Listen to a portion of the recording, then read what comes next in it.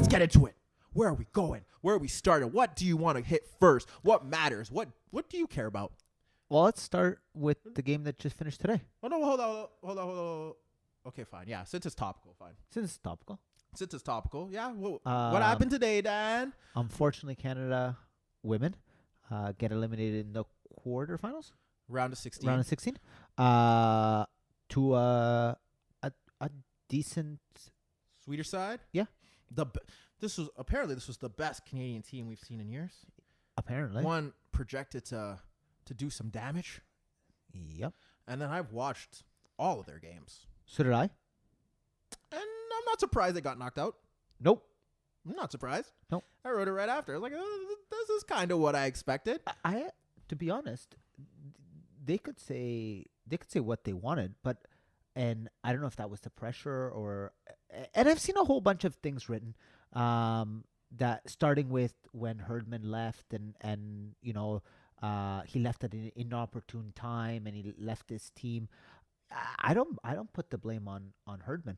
I watched them play all 4 of their games, and I watched some other teams play as well, and they are not on the same level as the U.S. Technically, they are not on the same level as France. They are not on the same level as the Germans. They were not on the same level as the Dutch, and they were not on the same level as the Swedes today. And you could argue, and I watched also the Italians play, and this is not to pump their tires, but they are a lot more technical side than these Canadians too. I just felt like they didn't have the ability to break teams down. I love Christine Sinclair, and I think she's probably one of the best women's soccer players that this country has produced. We're going to get to her in a bit. Yeah, but do you know when a team relies too much on one player? It felt like that. It felt like they rely too much on Sinclair. There's another team that relies too much on one player. We'll get to them later. I'm interested to know who that is, but that would be that team that dresses in white and blue and plays in Argentina. Okay. But I felt as if they relied too much on Sinclair. And look, like I said, she has been great for Canada. No disrespect to her. She has been the beacon for this Canadian women's soccer team. But I think it's time to move forward from Christine. And that's no disrespect to her whatsoever. You disrespect her. No.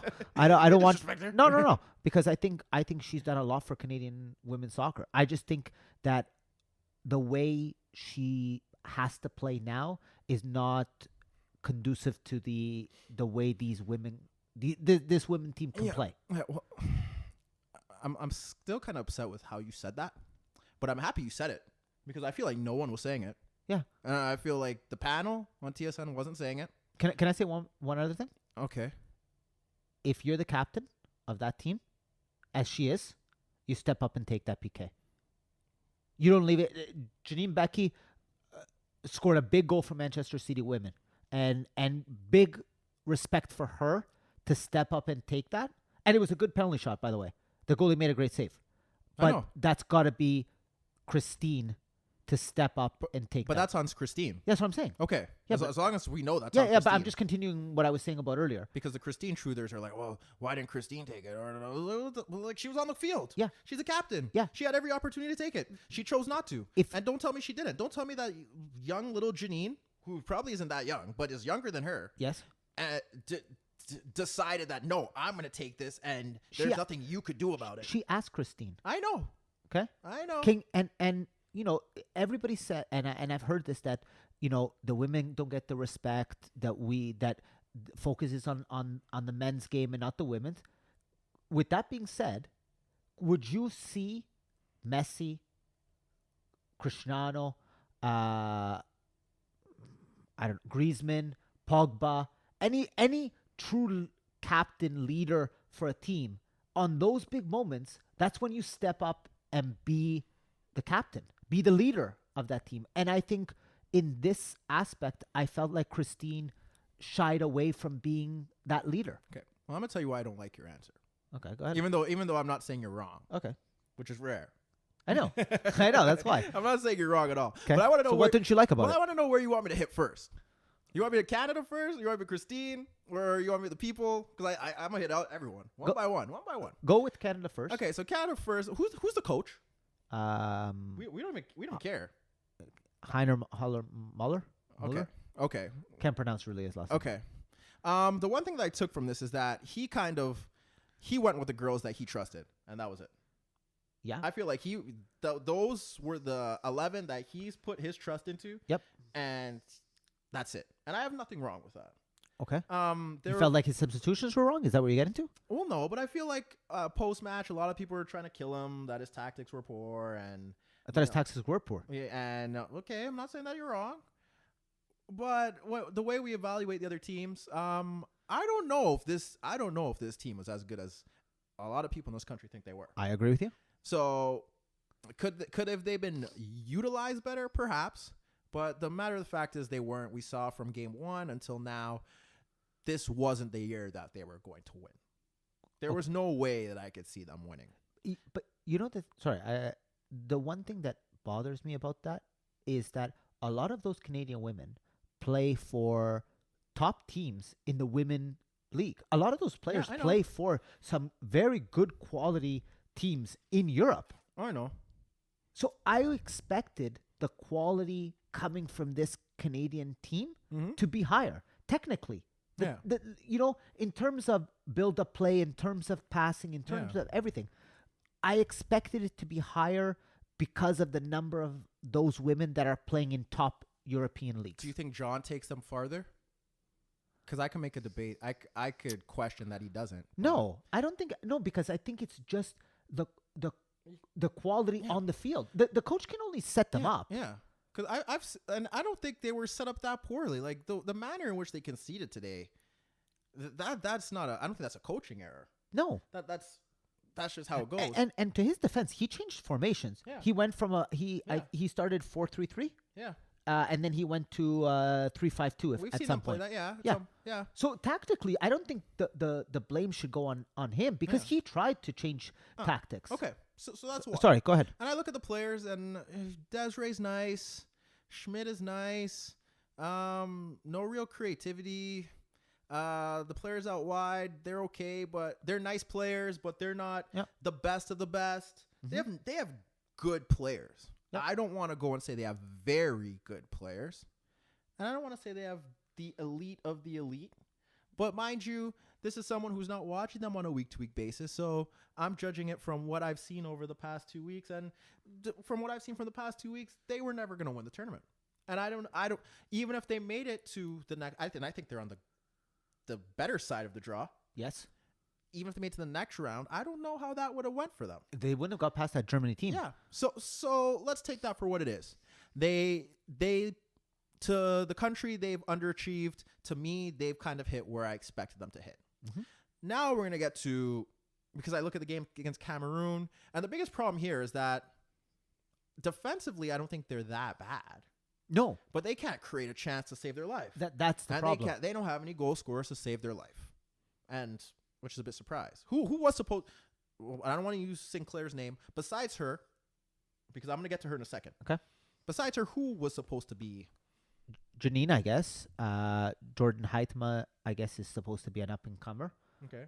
Because it was Prince played behind Prince.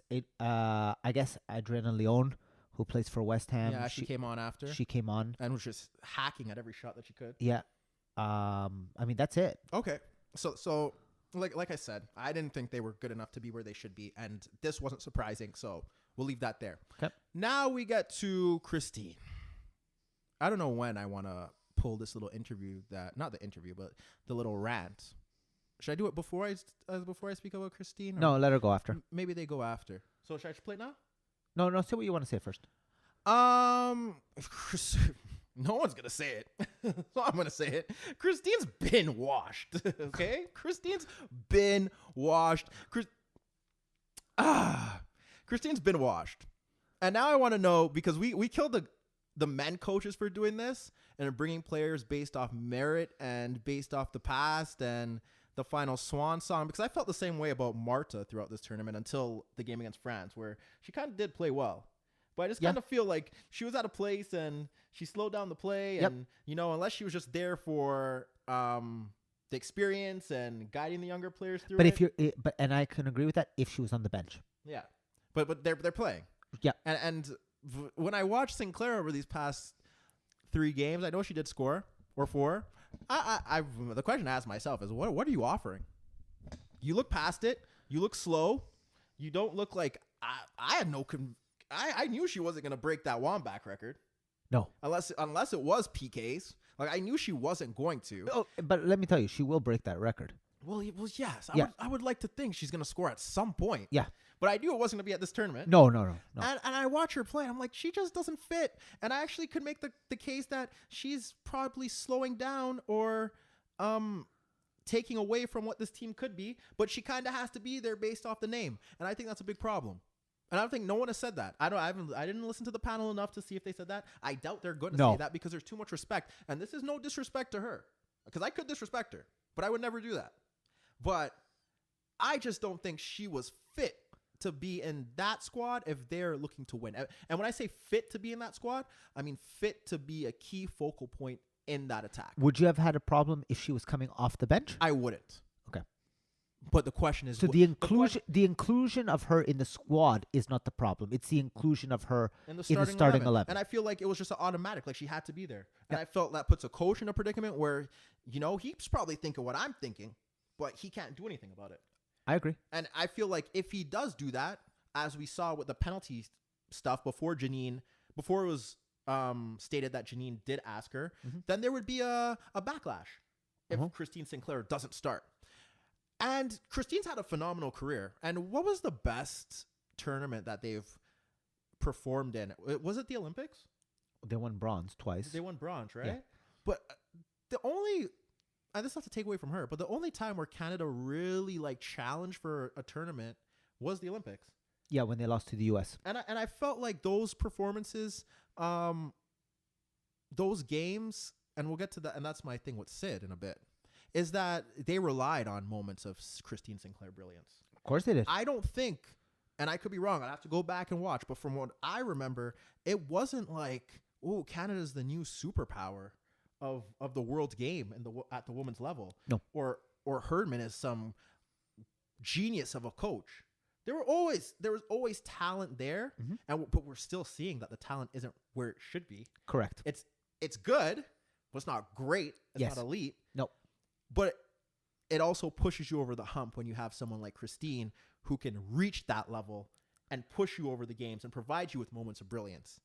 And to your point, and I know people are going to get upset at me saying this, but I don't see Canada as one of those tier 1 teams. And I know that in the women's game, a lot is broken down into tier 1 and tier 2 and tier 3, etc. But Canada is a tier 2 team. Whether people want to believe that or not, they are not in the tier 1. They are not on the same level as the US or France or Germany. If you want to put Germany in tier 1, they are a very good tier 2 team, but that is exactly where they are right now. Can they move into the tier 1? Of course they can. Do they have quality in that squad? Some young players coming up? Yeah, they do. But I think it's to your point. I think you need to start getting away from that old guard. Yeah, and that's exactly the team is fairly. They're not all over the hill. No. There's a decent crop that could be back there. Yes. In 4 years. But I just felt that Christine always looked out of place from game 1 against Cameroon. I didn't watch any of the friendlies where they won 3-0. No, yeah. But she just looked out of place the entire tournament. And as it comes to a point where you got to make a decision. And if you can't make that decision, I understand it based on her impact and her significance to this country. And I'm not going to even kill her because, you know, she's out there trying her best. It's not that she's not trying her best, but she just looked out of place. And at some point, someone has to take initiative whether it's her saying, look, you know, maybe someone else should be playing there, more energy, more dynamism, something up front, something different. because you can't build it around getting the best out of her when she's out of sorts. I couldn't imagine her playing against France, against England, against the States. No. Because I look, as much as, and I listened to the panel today, and they were like, well, the barometers, there's no real favorite here. I watched the States all 4 games. Yep. And barring this one where they played today, and take away the Thailand game. Okay, yeah. No, I'm not taking away the Thailand game because I'm looking at the performances. Okay, that's fine. They got a squad. Yeah. They got a squad. Like they are good. Like when they move the ball quickly, they have a solid midfield. I think Mewis has been the standout midfielder of the tournament. Yep. They have people who score. They got threats out wide. Yeah. Like that is a whole package. I still think their coach is also a bit iffy. Yeah. Because she could have bottled that game today. But Tobin Heath is one of my favorite players for that US team. I really like the way she plays. You can always say, "Oh, Alex Morgan," but Alex Morgan is a legit star of the women's game. Yeah. But I think Tobin Heath and Julie Ertz, she played good today too. She played and Rapinoe. Yeah. All those guys are legit players. Yeah. Canada doesn't have those type of players, and that is my point. And that is also when you have to look at that in terms of the bottom. Yeah. And not to say that we're doing a bad job in that respect, but there's room for improvement. There's room for growth. Mm-hmm. Like to be at this stage is good. Like we cannot take that away from them. No. They're consistently in that at that level. Yeah. So I'm not saying it's doom and gloom here. It's not a failure. It's not disappointment, but there's room for improvement. Yep. And you could look at those countries and you could see it, and there's work that has to be done. But that's where I go with the Sinclair thing. I just felt like she just looked out of place from the start. It didn't really look like it made sense. And I was waiting for someone to take initiative and really pull the plug on it. But they didn't. They lived and died with it. That moment now is the key talking point. Why did Janine take it? Everyone that doesn't really watch the game or understand it thinks that perhaps she chose it and the people are killing the coach for not having a designated penalty taker. At the end of the day, when you look at the way the Canada squad is constructed, Christine should take it. Yeah, you don't need a penalty taker. Yeah. She's on the field. Yeah. You are purposely playing her. So, yeah, she takes it. Yep. She's the designated penalty taker. And if anyone else is taking it, it's on her watch. Yep. That's why you're the captain. Simple. It's on her watch. She's right there. And she allowed someone else to take it. And that is how it crumbles. You can't kill the coach. You can't kill Janine because it was a good penalty. It was a great save. And even if she did score, and even if Canada did somehow go through, it wouldn't change the narrative because we would possibly having this conversation just a few more days later.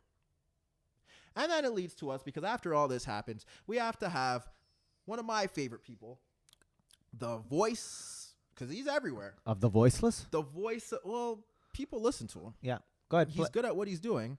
So let's run it for a bit, and let's see what he had to say. Field for Canada, something... Why would we not start it from the start? Start from the start. If Christine Sinclair was hurt there, she should have been subbed off way earlier. We don't know. We'll find out after the game. At some point, Christine Sinclair can't do everything. That shows me that he clearly wasn't watching the tournament. No. Because, look, Sid, she wasn't doing anything throughout the entire tournament. So we cannot say that she can't do everything because she was doing nothing. No. Keep playing. Some really talented players on that field for Canada, some of them who have well over 50 caps for their country. Mm-hmm. Someone needed to step up. Mm-hmm. Christine, come on, Sid. Yep. You're kind of killing the squad. But if there's anyone that was supposed to step up in that moment, it was Christine. It was Captain Canada, Christine. Yep.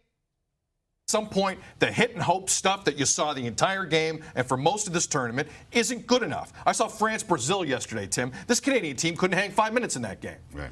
The way this team plays soccer, the way they're coached, the way the strategy is with this club needs to change. Now, my problem with Sid here is that for someone that has such a big voice, that gets to go on these little rants to help Sportsnet make their views, and this is me talking. This is not Dan talking.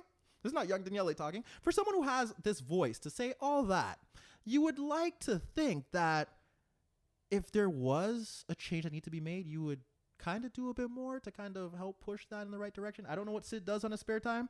I don't know if he has any involvement with the CSA or the OSA or whoever's running the show now, but I would like to think that Sid would, instead of going on here on his platform for clicks and views, that he would actually stick to that and, you know, use his voice to kind of push that narrative. Well, maybe he says it next. Seconds. They got good enough players to go to a semifinal of every World Cup. More Canadian girls play soccer than anything else in this country. Well, I was wrong. Number one, they don't have a team good enough to go to the semifinals, and that point does not really matter because it involves coaching, not how many girls are playing the sport. Sorry, Sid. Correct. And the hit and hope stuff with one shot on goal is where we're at with a woman with 182 goals on a resume. That female with 182 goals, we could say, was probably the least effective Canadian female on the pitch throughout those 4 games. So that does not matter, Sid. But I'll let you finish off your rant. Christine Sinclair, that isn't good enough. 15 seconds. But he keeps missing the point Yep. that it's a collective thing here. That's right. It's not the other 10 girls. No. Christine is as big of the problem as everything else. Let's finish off. And it needs to change. There's some incredible talent coming up the pipe. There's some very talented players. I don't know if this is Christine's last tournament, but the way they play needs to change because they weren't good enough to win at any point. And if they keep playing this way, they won't be good enough in 4 years. I'm done. Yeah. And if it's Christine's last swan song, that's fine. Yep. We need to move in a new direction. Christine's moments of brilliance is not going to help the country move any forward. And the fact that we are focusing this on one female in particular kind of really hits the nail on the coffin, because when we talk about the States, we're not solely focusing on Alex Morgan. They're not solely depending on Rapinoe, Yep. on Heath, on Ertz, on Mewis. Yep. It's a collective. When you look at teams that win these international tournaments, it is a collective bond. It's a collective group effort. There we go. It is not one individual dragging their team across the finish line. The other thing that I've heard and going into this tournament was how deep this Canadian squad was. Oh, we have so much talent, so much talent. Listen, when he needed a goal, where was it coming from? I looked at his substitutions coming off the bench. His 3 substitutions, and I had it here. Let me pull it up. Riviere. Thank you. Quinn. Quinn is a defender. Yeah. And they were saying that she's whatever. I don't care what they said. Riviere, Quinn, and she always came on. Oh, it was West Ham girl. Yeah, Leon. Yeah. So you're telling me that is your depth, and that's who you bring on? That's you bring a defender, Rebecca Quinn for Becky? I don't why not? Heitema, she's not good enough to play. She's just on her way to PSG. I don't know. At some point, they made the changes.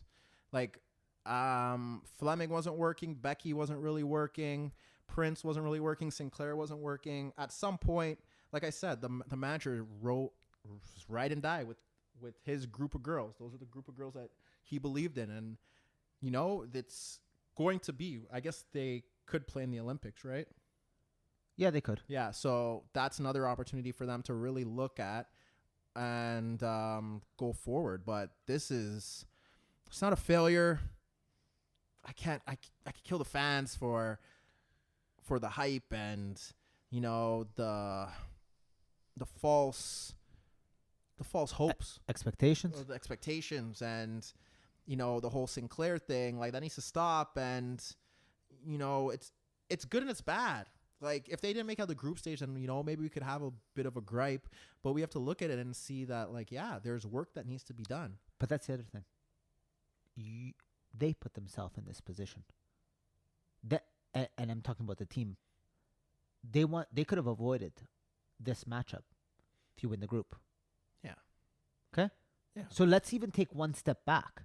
You would have never been in this position if you would have taken care of business and beaten the Dutch. Yeah. You weren't good enough to beat the Dutch. Yeah. Hence, you finished second in the group. Yeah. And this is the result of finishing second in the group.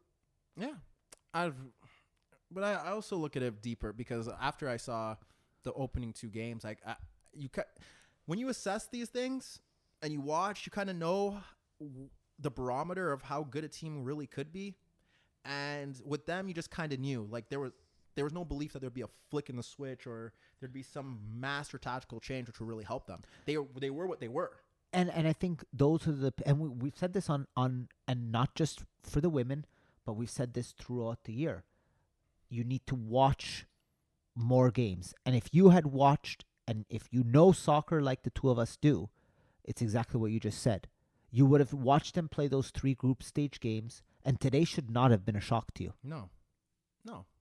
And like I said, it's not a bad thing. You have to, sometimes you need, because the further they would have gone, it would have risen expectation. But in reality, they just weren't, they're just not there yet. So now it gives the players an opportunity to go through that experience and grow from it, or obviously wither. Yep.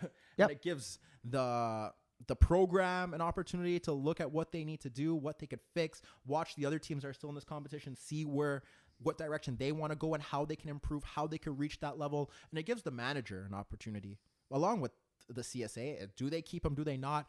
Does he feel he's equipped for the job? What can he change? Is there anything that he can change? But it's now like it should have been in terms of winning this competition, not just rely on the greatness of a player who's past it.